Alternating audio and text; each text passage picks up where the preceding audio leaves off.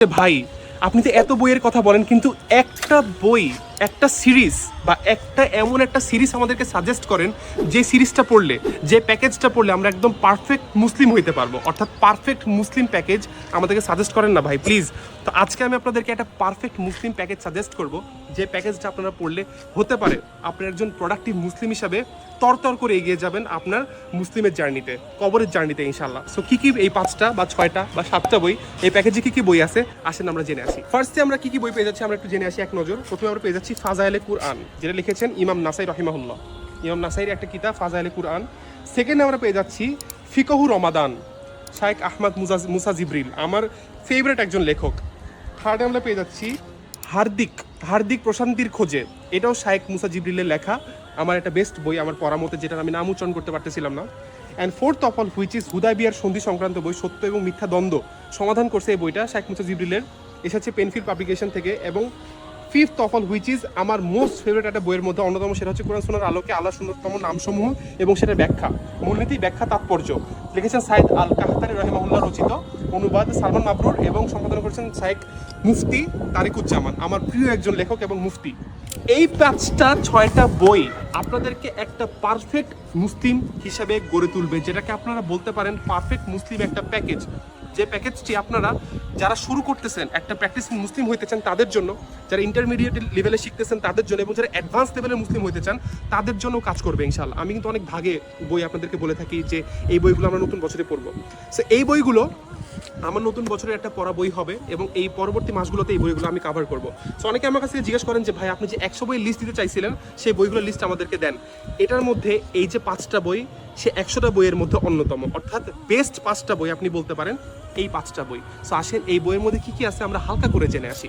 ফাজাইলে কুরআন, যেটা এসেছে ইমাম নাসাই রহিমাহুল্লাহর কর্তৃক, আসেন এই বইটার মধ্যে কি আছে আমরা জেনে আসি। এবং যিনি সার্বিক নিরীক্ষণ করেছেন কে, মুফতি শামীম আশরাফ, অনুবাদ করেছেন আবু হাফসা মোহাম্মদ মহসিন, আমার খুব পছন্দের একজন মানুষ।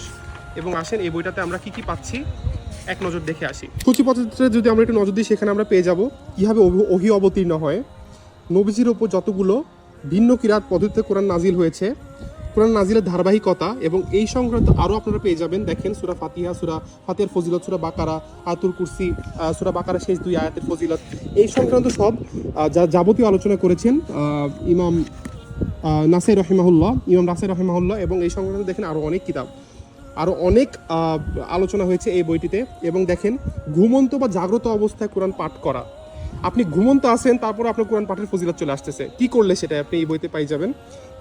কোরআনওয়ালার আনন্দিত হওয়ার যে সুসংবাদটা, কোরআন তিলাওয়াতের সময় কান্না করা, কেন আসলে মানুষ কোরআন তিলাওয়াত করার সময় কান্না করে, এই বিষয় সম্পর্কে আমরা জানতে পারবো যে এমন কি আছে কোরআনে। তারপর আমরা জানতে পারবো কোরআন শ্রবণকারীর যে সোয়াবটা। এবং দেখেন এখানে আরও অনেক সুন্দর সুন্দর আলোচনা করা হয়েছে এই বইটিতে, যে বইটির নাম ফাজাইলে কুরআন।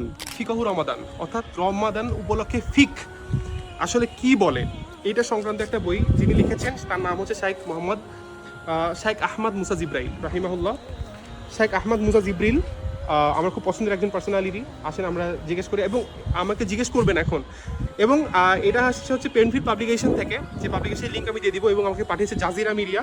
আসেন দেখে আসি আসলে ফিকহু রমাদান এটাতে আসলে কি আছে, আমি আপনাদেরকে পড়ে শোনাবো যে ফিকহু রমাদানের মধ্যে আমরা আসলে কি পাইতেছি।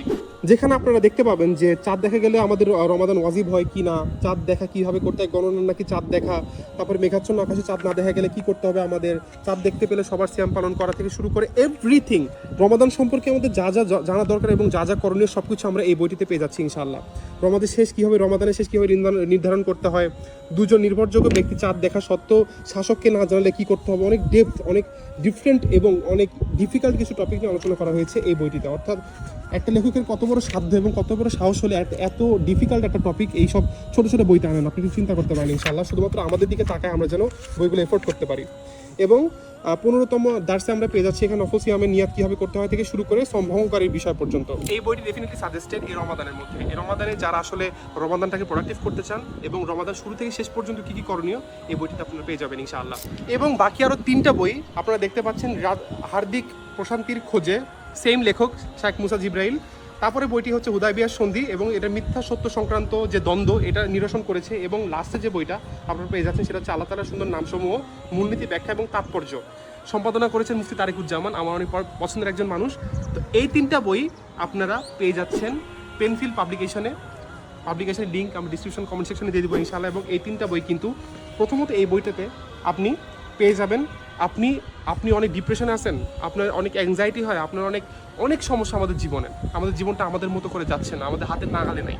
সো জীবনটা আমাদের হাতের নাগালে যাইতে আমাদের কী করণীয় সেই সংক্রান্ত আলোচনা হয়েছে এই হাত প্রশান্তির খোঁজে এই বইটিতে। এবং হুদায়বিয়ার সন্ধি সংক্রান্ত অনেক ডেপথ আমাদের ঝামেলা হয়, আমরা বুঝতে পারি না যে আসলে কোনটা সত্য কোনটা মিথ্যা, এই সংক্রান্ত দ্বন্দ্ব নিরসন করেছে এই বইটিতে। এবং আল্লাহ তাআলা সুন্দর নামসমূহের এবং প্রত্যেকটা নামের যে তাৎপর্য সেটা ব্যাখ্যা করা হয়েছে এই বইটিতে। সো আজকে এইটুকুই, আপনারা বইগুলো অর্ডার করবেন পেনফিল পাবলিকেশনের পেজ থেকে, আমি লিঙ্ক ডিসক্রিপশন কমেন্ট সেকশনে দিয়ে দেবো ইনশাআল্লাহ।